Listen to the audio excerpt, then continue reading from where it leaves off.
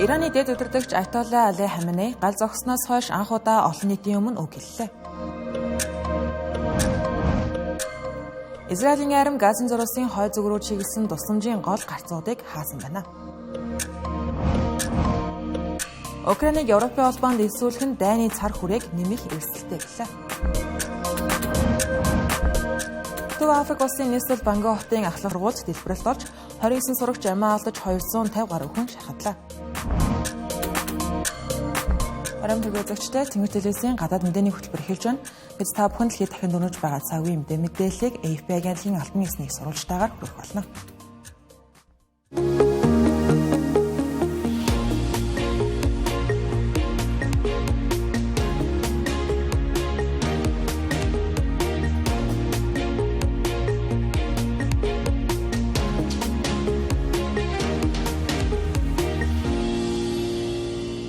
Иран улсын дэд удирдагч Аятолла Али Хаменей Израильтай хийсэн дайн зогсноос хойш анх удаа олон нийтийн өмнө мэдээлэл хийлээ.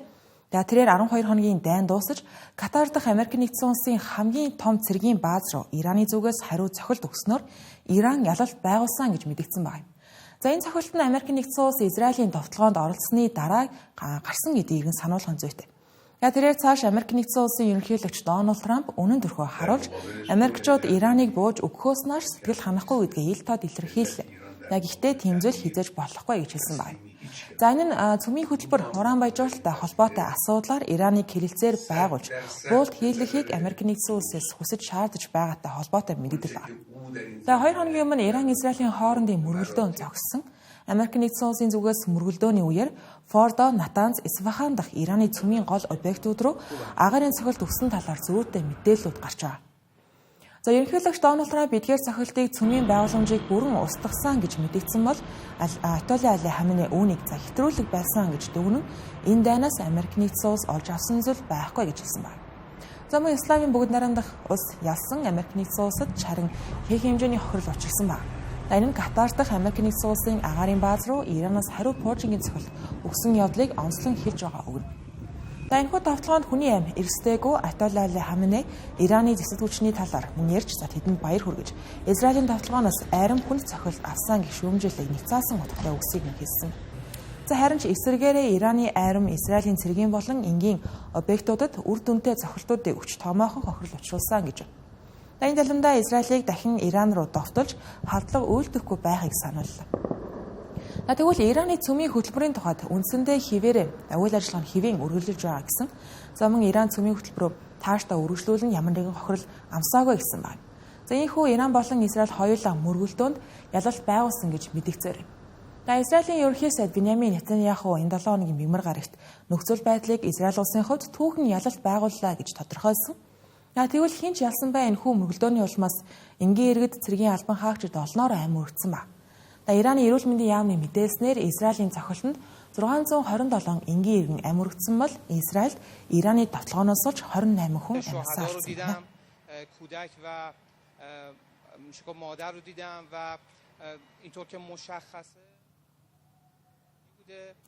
Газан зурууст ганц шөлөөтэй үйл ажиллагаа явуулж байгаа Америк болон Израилийн дэмжлэгтэй газын хүмүүлийн сан байгууллагын төвүүд нь зөвхөн газын төв болон өмнөд хэсэгт байрлаж байгаа. Хойд хэсэгт байгаа 1 сая гаруй иргэнд тусламж хүрч чадахгүй байгаа гэсэн. Гэтэл өнөөдөр нэмээд Израилийн арим Газан зуруусын хойд бүс нутаг руу чиглэсэн тусламжийн гол гарцуудыг бүгдийг нь хаасан. Нэгдсэн улсны байгууллага болон Дэлхийн эрүүл мэндийн байгууллагын зүгээс энэ шийдвэрийг эрс эсэргүүцэж өсвөлэн зэвсэг болгож ашиглахгүй байхыг удаа дараа анхааруулсан. Сая нэг хэсэг Израилийн Ирантай хийсэн 12 хоногийн мөргөлдөөнөөс олж Газан зураас олон нийтийн анхаарлаас хэсэг бол гараад байсан. Энэ 12 хоногийн тулалдаанд Газан зурууст 800 гаруй хүн Палестин хүн амь өргөцсөн байна. Тэдний олонх нь хоол хүнс олохоор хөөцөлдөж явж байх үедээ буудуулсан эсвэл Израилийн бөмбөгдөлд агаарын дайралтанд өртөж амьсаа алдсан хүмүүс байсан.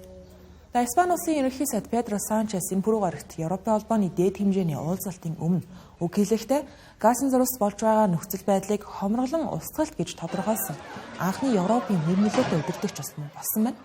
Тэрээр Израилийн зүгээс хүмүүнлэгийн тусламжийг хааж байгаа байдал энгийн иргэд тучирч байгаа хохирлууд мөн сэтгүүлчдэд халдсан үйлдэлүүд дайнтай холбоотой нүүлгэж шилжүүлэх суурь зэрэг асуудлуудыг нэг бүршин дурсан байна. Газын зурсан иргэдийн хамгаалтын агентлагийн төлөөлөгч Махмуд Басалин хэлж байгаагаар Израилийн цэргүүд энэ пүрэв гарагт 56 хүнийг хөнөөсөн. За тэдний 6 нь тусламж хүлээн зогсож байх үедээ 2 өөр байршил амиа алдсан юм. Үүнийг хараахан биедан батлах боломжгүй байгаа ч илээ улаан загалмай нийгэмлэг тэргүүтэй бусад төрийн бус олон улсын тусламжийн байгууллагуудын гардан ажиллуулж байгаа эмнэлгийн бүртгэл сүүлийн 2-7 хоногт тусламж эргэлхийлж явсан энгийн иргэд буудуулж харагдсан олон тохиолдол бүртгэгдсэн байна. Гэрчүүцч мөн Израилийн цэргүүдийн гал нээсэн болохыг бол тодорхой хэлж байгаа. Нөхцөл байдал иймдээ хүрсэн байгаа нь Израиль 3 болон 4-р сард бомбдууд дээр хориг тавьснаар Газын зурсан бүс нутагт хүнсний хомсдол хүндэрч 2.3 сая хүний өсвөлн нэрвдэх ноцтой эрсдлийг бол дагуулсан байна.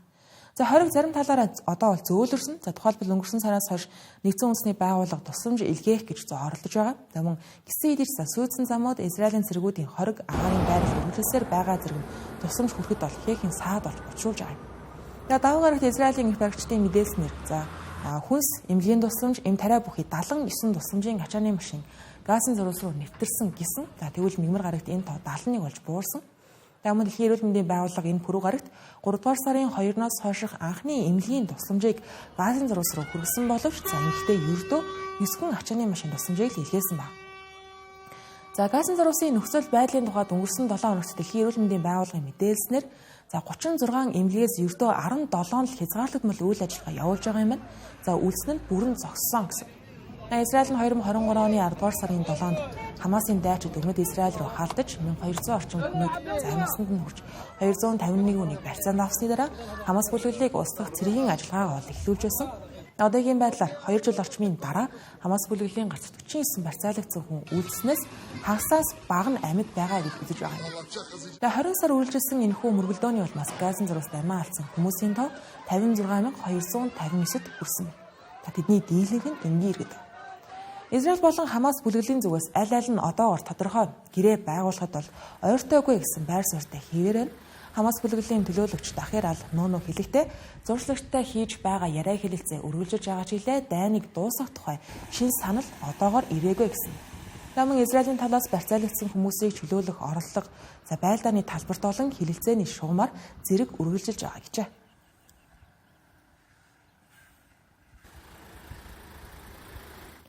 Европын холбооны удирдагчид өчигдөр Брюссель болсон дээд хэмжээний уулзалтаа шөнийн 23 цаг хүртэл үргэлжлүүлж, үр дүнд нь батлан хамгаалах салбарт зориулсан асар хэмжээний зардлыг санхүүжүүлэхийн тулд төсвийн дүрмээ зөрчиж, мөн Унгарын эсэргүүцэлтэй тулгарсан боловч Украинд дэмжлэг үзүүлэх тухай тогтоолыг баталж чадсан байна. Тодорхойлбол Европын холбоо гишүүн орнууд зэвсэг худалдан авах зорилгоор өрийн хязгаарыг давахыг зөвшөөрч төсвийн алдагдлын дүрмээ түр хугацаанд төтөлзүүлсэн байгаа нь санхүүгийн сахилга бат шаарддаг уламжлалт Европын холбооны бодлогоос огцом өөрчлөгдөж байгааг харуулсан хэрэг боллоо. Тэгвэл шинэ төсвийн талаар цааш дэлгэрэнгүй харъя. Төсвийн нэмэгдэл Франц, Итали, Бельги зэрэг аль хэдийн төсвийн зөрчил гаргасан орнуудад бол хамаарахгүй. Тэгэхээр батлан хамгаалахын хамгийн их зардал гаргах боломжтой чадвартай гишүүн улсууд тусламж авч чадахгүй төрж байгаа гэсэн. Өнгөрсөн сард Европын холбооныхон 150 тэрбум евро буюу 175 тэрбум $, дүн бүхий Европын аюулгүй байдлын төлөөх үйл ажиллагаа гэх нэртэй батлан хамгаалахын санхүүжилтийн схемийг бол баталж байсан. Хөтөлбөр өчигдрийн зөвлөлийн хуралдаанаар албан ёсоор танилцуулагдсан юм. Энэ нь Европын холбооны түүхэндх хамгийн том батлан хамгаалахын санхүүжилтэнд тооцогдож байгаа. 2035 хэд дотоодын нийт бүтээгдэхүүний 5%-ийг батлан хамгаалах салбарт зарцуулах НАТОгийн зорилгод мөн чиглэсэн алхмаа гэгдэж байгаа. Хурлаас онцлох дараагийн зүйл байгаа нь Европын холбооны удирдагчид анх удаа Орос улбаноос болон Беларусь улсын зүгээс учирч болзошгүй аюулыг харгалзан үзэж холбооны зүүн хилийг хамгаалах ёстой гэж шийдсэн байлаа. Украины тухайд гэх юм бол ерөнхийлөгч Володимир Зеленский энэхүү уулзалтанд захимаар оролцож 27 гишүүн орноос 26 нь Украинд зориулсан иж бүрэн дэмжлэгийн мэдээлэлд гарын үсэг зурсан байгаа нь Украин улсын хувьд томоохон ялалт боллоо гэж байна. Зөвхөн Унгар улсын ерөнхий сайд Виктор Орбан эсэргүүцсэн Володимир Зеленский Орос улбаны улсад илүү хүчтэй эдийн засгийн дарамт үзүүлэхийг Европын холбооноос уриалж, Оросын дайн хийх хүсэл багасгахын тулд газрын тосны орлого нь багасгах ёстой. Үүнд $45 үнийн дээд хязгаар тус олгох чиглэлээ жинхэнэ доктортой инх тайвныг тогтооход $30 байх ёстой гэж онцлон үнийн хязгааруудыг хэлж өгсөн. Түүнчлэн тэрээр Украинд Европын холбооны батлан хамгаалахын сейф хөтөлбөрт бүрэн оролцох эрх өгөхийг хүслээ. Мэдээлэл Европын холбоо шаардлагатай тохиолдолд Орос улбаны улсад үзүүлэх дарамтаа улам нэмэгдүүлнэ гэж анхааруулсан боловч умардын урсгал, хоолой хориг, газрын тосны шинэ үнийн хязгаар, Орос улбаны улсын 77 нефтийн танкерыг хориглох зэрэг заалтыг багтаасан 18 дахь хориг арга хэмжээний багцыг дуртаагүй байгаа нь энэхүү хориг арга хэмжээ одоо хүртэл гацаанд байгааг илтгэж байгаа юм. Европын холбоо нь 2025 онд Украинд 30.6 тэрбум еврогийн тусламж үзүүлэх боломжтой байгаа. Үүнд зарцаасан Орос улбаны улсын хөрөнгийн ашиглалтын 7 тэрбум еврогийн орлого багтана. Түүнчлэн Украинд аюулгүй байдлын баталгаа амлаж Украины армийн шинэ албан хаагчдын бэлтгэл сургуультанд тусална гэж байна. Украины Европын холбоонд эсэх тухай удаан хугацаанд яригдж байгаа маргаантай сэдвч мөн энэ удаагийн хурлын онцлог анхаарал татсан сэдв байсан. Тэгвэл Европын комисс энэхүү хэлэлцээг эхлүүлэхийг бол дэмжсэн. Европын холбоонд Украины гишүүнчлэлийг эсэргүүцсэн ганцхан хүмүүс байсан Унгар улсын ерөнхий сайд Виктор Орбан. Тэрээр Украины Европын холбоонд элсэх нь бүлгийг, холбоог тэр чигт нь дайнд татан оролцуулах аюултай гэж хүртэл анхааруулсан байна. Унгарын талаас явуулсан санал асуулгад иргэдийн 95% нь Украины гишүүнчлэлийг эсэргүүцсэн гэгдэн гарсан. Гэхдээ энэхүү дотоод зөвлөлдөө хууль эрхцэн хүчинтэй эсэх нь тодорхойгүй. Мөн Европын холбооны шийдвэрт үзүүлэх нөлөө эргэлзээтэй байна. Дараагийн бас мэдээ. Төв Африкийн бүгд найрамдах улсын нийслэл Бангкоктын нэгэн ахлах сургуульд гарсан дэлбэрэлтийн улмаас 29 сурагч амиа алдаж 250 гаруй хүн шархагдсан талаар албаныхан мэдээллээ. Дэлбэрэлт Бартоломе Богандагийн нэрмжит ахлах сургуульд гарсан.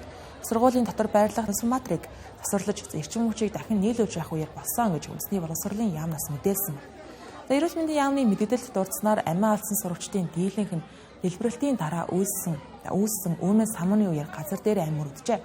Зарим нь нэмлэг түргэгдсэн ч нас барсан байна.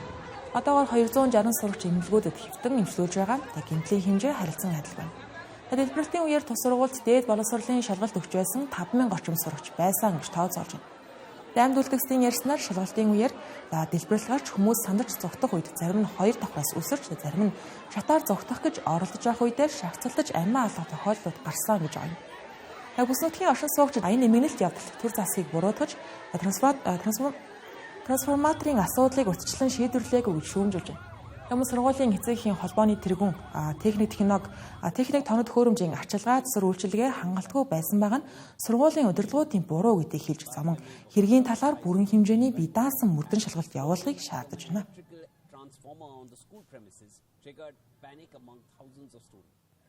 Уур амьсгалын өөрчлөлтөд тэмцэх чиглэлээр улс орнууд илүү нэгдмэл байр суурьтай байгааг харуулсан шийдвэр үйл явдал. Энэ 7 хоногийн пүрэв гарагт Герман улсын Бонн хотод болсон нэгдсэн үндэсний байгууллагын уур амьсгалын баг хурлын үр дүнгээс бол харагдлаа. Оролцсон 200 улс, Япон, Сауди Араби, Фижи зэрэг жижиг том бүх улсууд нэгдсэн үндэсний байгууллагын уур амьсгалын өөрчлөлтийн суурь конвенцийн 2026-аас 2027 оны төсвийг 10%-аар нэмэгдүүлж нийт 81.5 сая еврогийн төсвийг батлахаар тохиролцсон байна. Энэхүү үндсэн төсвийг гишүүн орнуудын хөрөнгө оруулалтаар бүрдүүлнэ. Хамгийн их төсвийн нэмэгдлийг Хятад улс хариуцна. Тус улсын оруулалтын хувь хэмжээ 15%-аас 20% хүртэл өссөн байна. Энэ нь Хятадын эдийн засгийн өсөлттэй холбоотой шийдвэрээ гэж тайлбарлагдж байгаа. Харин Америк нэгдсэн улсын тухайд хамгийн өндөр буюу нийт төсвийн 22%-ийг хариуцахаар тогтсон байна. Гэхдээ Америк нэгдсэн улсын ерөнхийлөгч Дональд Трамп Парисын хэлэлцээрээс гарч олон улсын уур амьсгалын санхүүжилтийг зогсоосон. Тиймээс Bloomberg Philanthropies байгууллага Америк нэгдсэн улсын оронд санхүүжилт өгөхөөр амласан байна. Америк нэгдсэн улс энэ удаагийн Бонн дахь уур амьсгалын хэлэлцээрт оролцоогүй. Гэсэн хэдий ч уур амьсгалын өөрчлөлтийн суурь конвенцийн нарийн бичгийн дарга Simon Still төсвийн нэмэгдлийг олон улсын докторгүй эмх замраагүй байдлаас үл харгалзан улс орнууд уур амьсгалын хамтын ажиллагаа нэм чухал гэж үзсээр байгаагийн илэрхийллээ гэж дүгнсэн байна. Уур амьсгалын өөрчлөлтийн суурь конвенц нь жил бүрийн уур амьсгалын олон улсын уулзалтуудыг зохион байгуулж 2015 оны Парисын хэлэлцээр зэрэг дэлхийн дулаарлыг хязгаарлах олон улсын гэрээнүүдийн хэрэгжилтийг хянаж ажилдаг. Гэхдээ сүүлийн жилүүдэд энэхүү байгууллага томоохон хандивлагч орнуудын санхүүжилт багасж саатаж байгаагаас болж төсөв нь хомсдож зарим арга хэмжээгээ цоцолоход хүрч байгаа. 2025 онд уур амьсгалын өөрчлөлтийн суурь конвенцийн үндсэн төсвөөр нийтдээ 181 ажилтан ажилуулах нь бол тооцоо гарсан. Энэ нь нэгдсэн үндэсний байгууллагын бусад байгууллагуудтай харьцуулахад харьцангуй бага том. Жишээлбэл нэгдсэн үндэсний байгууллагын худалдаа хөгжлийн агентлаг ойролцоогоор 400 ажилтнтай байдаг. Гэхдээ энэ агентлаг ч гэсэн ялгаагүй төсөв нь ихээхэн хасагдж байгаа. Үүнээс гадна нэгдсэн үндэсний байгууллагын ерөнхий нарийн бичгийн даргын захиргааны алба 3.7 тэрбум долларын төсвөө энэ жил 20%-аар бууруулахаар төлөвлөсөн байна. хөтөлбөр үргэлжилж байна. Энэ хэсэгт бид зарим мэдээллийг товчоор өргөх болно.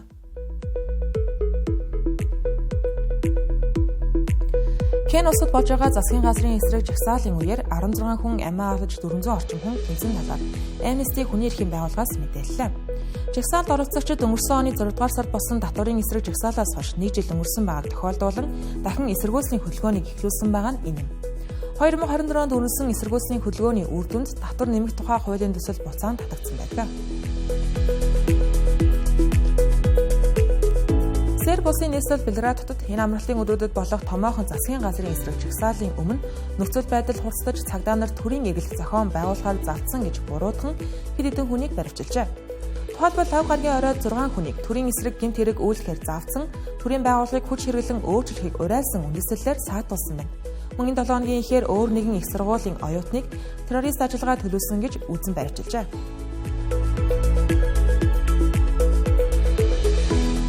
Америк болон Хятад тус хоёр газрын ховор элементүүдийг Америк руу илүү хурдан нийлүүлэх талаар тохиролцоонд хүрсэн тухай цагаан ордны төлөөлөгч мэдээллээ.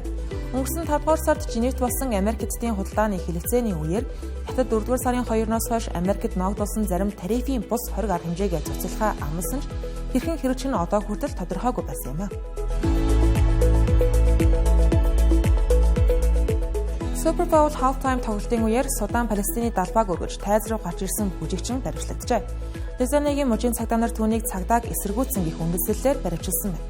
Цагдаагийн газраас мэдээлснээр тус бүжигчин өмгөөлөгчийн хамт өөрөө бууж өгсөн. Одоо Нью Орлеаны шүүхийн хорих төвд хоригдсон гэлээ.